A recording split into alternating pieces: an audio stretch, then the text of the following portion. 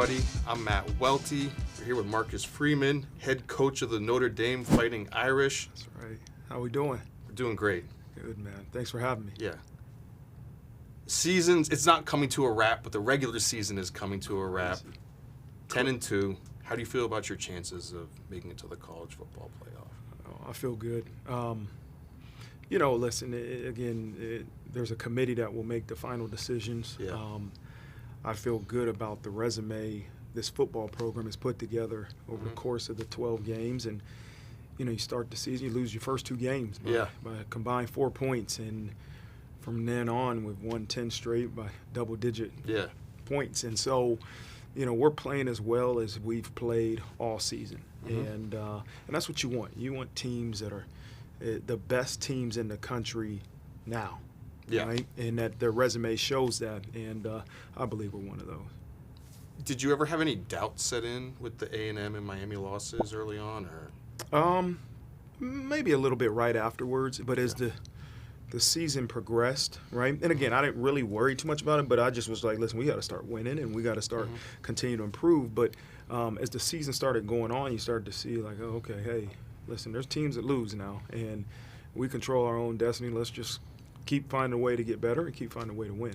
Yeah, because I think like your career at Notre Dame has been kind of defined by you've had some really bad losses to Marshall and Northern Illinois, but you've been able to like bounce back by them, bounce back from them, where like other coaches, maybe that puts them on the hot seat. Yeah. Everything goes downhill. How are you able to like compartmentalize that and get the team on the right track? Yeah, I think, over the 4 years, and you remember the losses, right? Yeah. Those are the ones you remember. And I think as you look my first year, we lose Ohio State, then Marshall. And at that point, I was 0-3 as a head coach. I lost the bowl game the year before. I started asking myself, like, do you know how to win? Do you know what's going on? And then we were able to kind of turn things around, finish that season off with 9 wins. And year 2, we lost to Ohio State again early in the season. We had a much better team and ended up winning 10 games that year. But the Northern Illinois one, I believe there's lessons a lot of times in losing. And, as I look back to last year and we win the first game versus Texas A&M, at Texas A&M, big SEC game, and then we lose in Northern Illinois, and it was like, okay, I had to learn, we have to learn how to handle success as a program. I have to learn that as a leader. This year was a little bit different because, 1, the opponent, but 2, the type of loss. Like, the result of the game could be dictated based off one play. We had 2 turnovers versus Miami. One of those turned into 3 points, and we lose by 3. We're up 6 with a minute left in the game versus A&M. We miss an extra point, and they come down and score with seconds left and kick the extra point and win. And so there's like one play each game that changed the outcome, but the combination of starting 0-2, that was a resemblance of the pain that I felt from the year before. And I said, okay, what is the lesson that I need to learn as a leader? And I've shared it with the team, is like the sacrifice had to be greater. We had to sacrifice more. And as I explained to the team, it was giving more or not doing something for the greater good of the group. Not for yourself, not so I can play more, or I can get more interceptions or stuff like that. It was like because the group needs it to achieve victory, and that's what we did. And that's what every person in our program did. They continued to sacrifice for Notre Dame, not for themselves. And, there's lessons to lose. And hopefully, as I continue on this career, like we don't have to lose early. About this, But there's lessons in losing. It's life, right? There's lessons in the struggle, and the struggle stink. Like, nobody likes to struggle. Nobody likes to lose. But as you look back, if you can learn from it, the lessons that losing teaches you, you'll be grateful for the pain. You mentioned the losses to Ohio State. Obviously, you played there. You're an Ohio State guy. How much do you just like want to like overcome that and finally get a win against them? I think as you continue to get more experience, it's less the opponent and more the opportunity. Like the first time I played Ohio State, it was my first game of my first real season, and I'm like, oh man, this is about Ohio State. We're going to Ohio State, and I didn't know what I didn't know, right? Then the second time we lost, we lost with seconds. Yeah. On the inch yard line, we lost with seconds, and that one hurt because we were up the entire game. Yeah. But last year wasn't about Ohio State as much as it was about the national championship. Yeah. All right, and I want that for our team desperately. I want it for our players, for our program. So it's less about the opponent, but more about the opportunity, depending on if it's Ohio State or not, who you play. Yeah. I feel like what really, one of the defining moments of, your tenure at Notre Dame so far is the game against Georgia, right? Because the Brian Kelly era, I feel like, Notre Dame got to big games but wasn't able to show up, and there was kind of this perception that, they'll play all these teams and win, and then when they actually play a big SEC school, they're going to get blown out. Then you absolutely smoked Georgia in that game. Was that like a proving moment to you and the guys, or? I think as you look at the outcome, it says a lot more than the reality of that game. That game was a struggle. We were, I don't know if it's like a 3-point game going into half, and we get a sack. We get a sack fumble with seconds, and then the next play we score a touchdown. And then all of a sudden we get the ball back the second half. First play we score a kickoff return touchdown, and now all of a sudden it's a 13 double-digit point lead. And listen, that's a heck of a program now, and I have a lot of respect for Kirby Smart and what he's built at Georgia, but like what he's done for college football. But that was a huge win. Like I think more than anything, it's a confidence builder for our guys. Like Georgia's a heck of a team, but we are too. And so you remember those lessons as you move forward, right? Yeah. As you move forward, and the next opportunity versus another SEC school or something, like we can play with anybody, we can beat anybody, but we can lose anybody too. How much do you feel like bring mass back as a tradition helped the school and the players? I think I didn't realize how big of a deal it would be for Notre Dame fans and people that have graduated from Notre Dame and the Catholic community, because that wasn't the reason I did it, right? And the reason I did it was because I thought, those about an hour, 2 hours, maybe 2.5 hours before a game, I remember being a player, and I know being a coach, like, young people are so vulnerable at that time, like, because they want to win so bad. You can say anything in a team meeting, they're going to be like, let's go. Yeah. And I said, what better time to have mass where they could center themselves and remember this thing is bigger than football. And that's why I made the decision to have mass before our home games. I remember being a recruit and seeing the players walk out of mass when I was in high school, and I'm like, man, this is the coolest thing. And then when I got to Notre Dame, they didn't do it. Yeah. And I was like, hey, who changed that rule, and how do we change it back? And they said, the head coach. I said, let's change it back. And so I'm glad I made that decision. Yeah, I mean, I've just noticed, because, like, I'm not Catholic, I'm Orthodox, but just around, like, the broader, like, Christian community, it feels like, not to make you a big deal, because that's not, like, the purpose of it, but it feels like that decision and how you've led, you've kind of become this, like, Christian superstar. Have you noticed that, or, like, what the perception of that is? Or? No. And I don't ever want to be a Christian superstar. I do think it's important that people see that I have faith and that I believe in Christ, and that, I believe we're called to be ambassadors. What does be an ambassador mean? It's like, I'm not a pastor by profession, but I do hope people can see that Christ is working through me or maybe our team, and, hey, I want to know a little bit about that. What's going on? Yeah. And I think that's a cool thing, and that's probably our greatest responsibility, more than winning any game, is to make sure, as followers of Christ, that people do see Christ in you. Do you think Jeremiyah Love's going to win the Heisman? I'll answer that with, do I think he should? Yes. Yeah. Yes. I don't know if he will. That's up to the voters, but do I believe he should? Yeah. He's different now. He's a unicorn.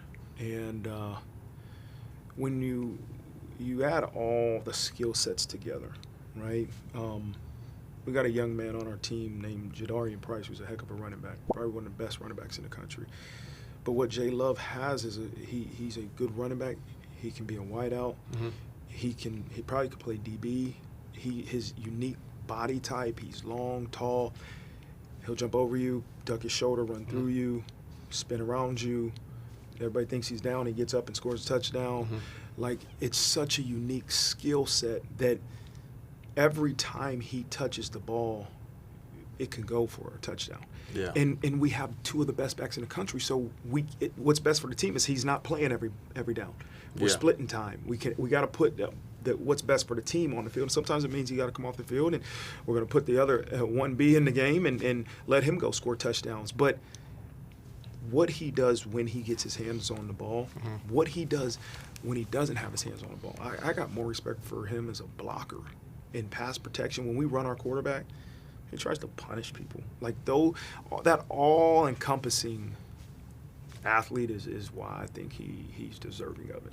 Do you feel like at all sometimes where it's just like the committee just wants to reward the best player on the best team, or do you think it's actually trying to find like the player who impacts their team the most? I think you talk about the committee.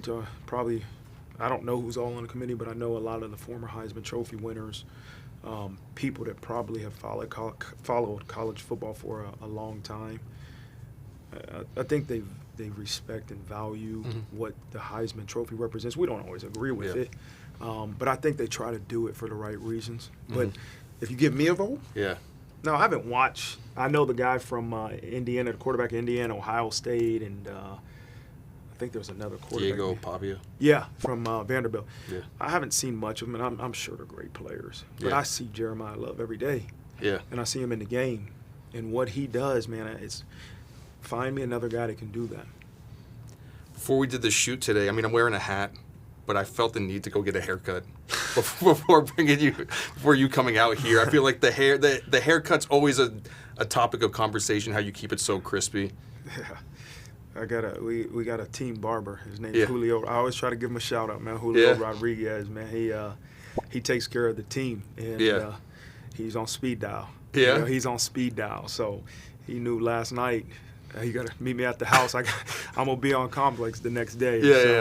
He takes care of me. What's the routine like? How often is he giving you a cut? It depends on what I have. You know, and so. I'm usually, if I don't have like a whole bunch of media stuff, I'm usually a once-a-week guy. But this might have been a 2-3 time in the past couple of days. Just only the best. Yeah, only the best for this show.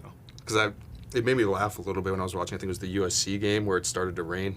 Yeah. Oh, you got to put the hat on. And then that big, it was like the biggest white fitted that just like popped out. You had to like throw it on. Yeah. I mean, it helps me, not get distracted. It helps me not get distracted. But the people that know me best, man, it's like, hey, that rain comes, man, I'm putting a hat on. Yeah. What do you think about the whole Lane Kiffin saga this week? I'm sure maybe you're not totally zoomed in on it, but it's hard to ignore. Yeah, I mean, I have empathy for all parties right there. And, man, he had to make a tough decision. And I know he didn't want to leave Ole Miss, but he had to make a decision that he felt was best for his family. Now, kudos to him. I think about the players, too, that lose their coach and maybe some other coaches, right, as they're getting ready for the playoffs. I mean, it's tough, man. But I often remind recruits who recruit them, like, don't pick Notre Dame because of a coach. Don't do it. And I know it's important. But especially position coaches can leave like that every year, and you have to make sure that's the place you want to be because of the people, because of what the school offers you, because of the education. And it's just tough, man. It's the reality of college football right now, and LSU needed to hire a coach. Lane Kiffin had to make a decision. The players are left without their head coach. It's just you have empathy for all the different situations. Yeah, I mean, I think I saw like Nick Saban was talking about how he thought that it wasn't even so much on Lane, but just the calendar that is to blame. Do you feel that way, or? Yeah, I mean, but like, there's never a perfect time. Yeah. We tried to. The coaches committee tried to get it right by making one transfer portal instead of two. You try to make December a dead period because you've got teams getting ready for the playoffs or teams getting ready for championship games. But it's like there's never a perfect time or a perfect calendar. It's just tough decisions like that are going to have to be made during tough times, and to each their own. Do you think the portals helped or hurt college football? Both. Yeah. Both. When it's utilized the right way, I believe when it's utilized, because truly the situation you're in isn't good, maybe, or you want an opportunity to go play more or play at a higher level, right? And you do it for the right reasons, I think it's a good thing. I always tell our guys, I want to see them graduate from Notre Dame. We've got, in the past couple of years, we've had a couple guys leave especially after they've gotten their degree, because they want to go play more. And I think it's great. You got your Notre Dame degree. You want to go somewhere and play more. I love it. But to use it because you think another place will be easier, that's where it does a disservice to young people. Yeah.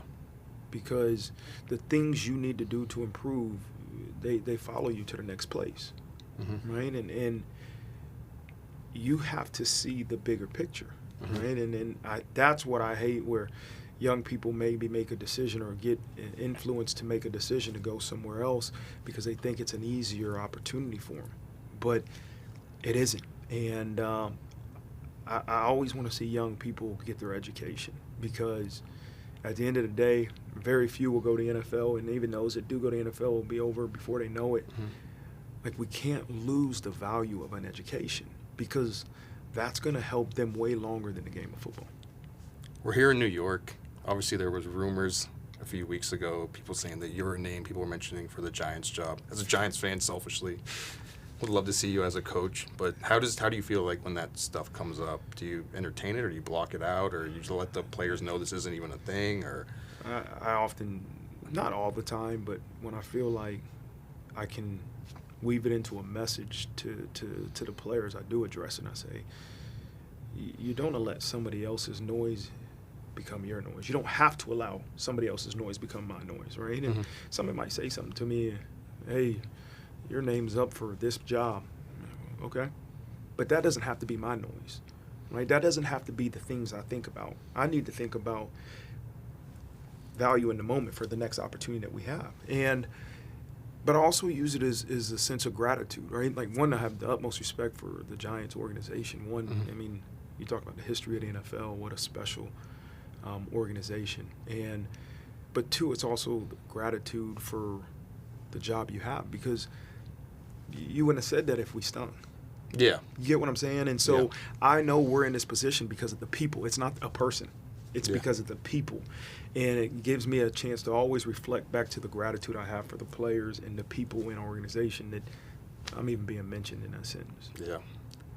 It's like one of those like jokes people say, like one of the biggest compliments someone can give you is accuse you of being on steroids when you're not, you know, where it's like, thanks for thinking that about me. I don't know if you've seen it online lately. There's just been this trend about people talking about quarter zips becoming super popular. That all the young kids are trading in their Nike Tech suits for quarter zips. Really? I feel like you're a guy known to rock a quarter zip from time to time. Yeah. I change it up, but I'm always down for a good quarter zip, man, especially 70. It's got to be like 65 to 70. If you get to 80 now, I don't want to be sweat. I kind of. But 65 to 70, 60 to 75, that's great quarter zip weather. Notre Dame being big Under Armour school, obviously. Have you met, like, The Rock or anything like that through the partnership? No, I haven't met The Rock through Under Armour.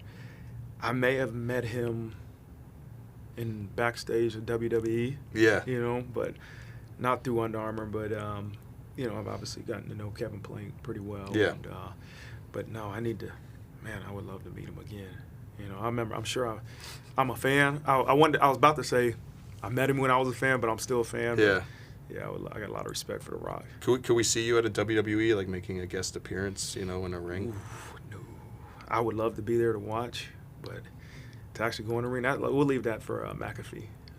Let him do that, man. He's wild.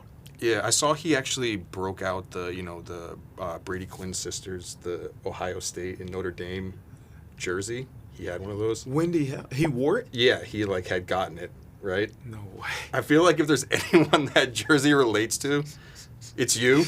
Oh my gosh. Yeah.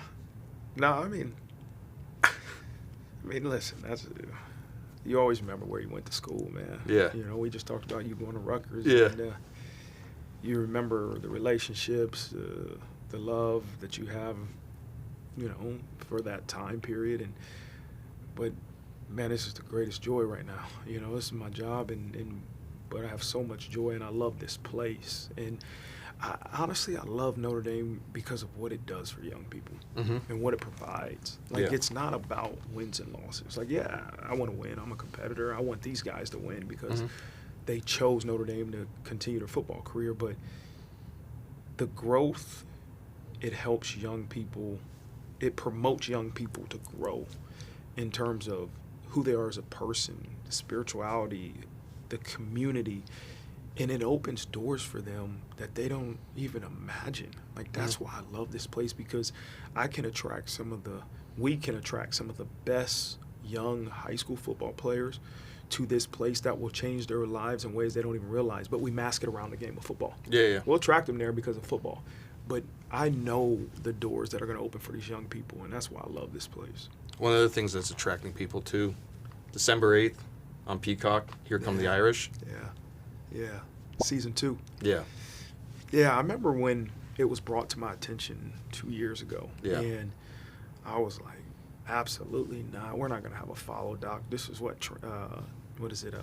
Hard Knocks. And I'm like, no, because now you're going to have our players watching it each week and trying to, why do I have a special on the follow doc? And then when they present it in a way of, hey, Coach, we're just going to do it after. We'll film it all season, but we're going to start, rolling out episodes after the season. And I said, okay, let's try this out. And so year one, it took a little while to get used to the cameras being everywhere and the people and the sound guys. And then year 2, it's like they're a part of the football program, right? And there's a lot of cameras that are just placed in the room. So you don't have a person in there actually filming. And I think you get a truly authentic look, at the inner workings of a college football program. You get to see what it's like after we lose to Miami and lose to A&M and the celebrations that we have after we win, but you get to see the work that we put in each week in practice. You get to see the personal stories of a lot of our young players that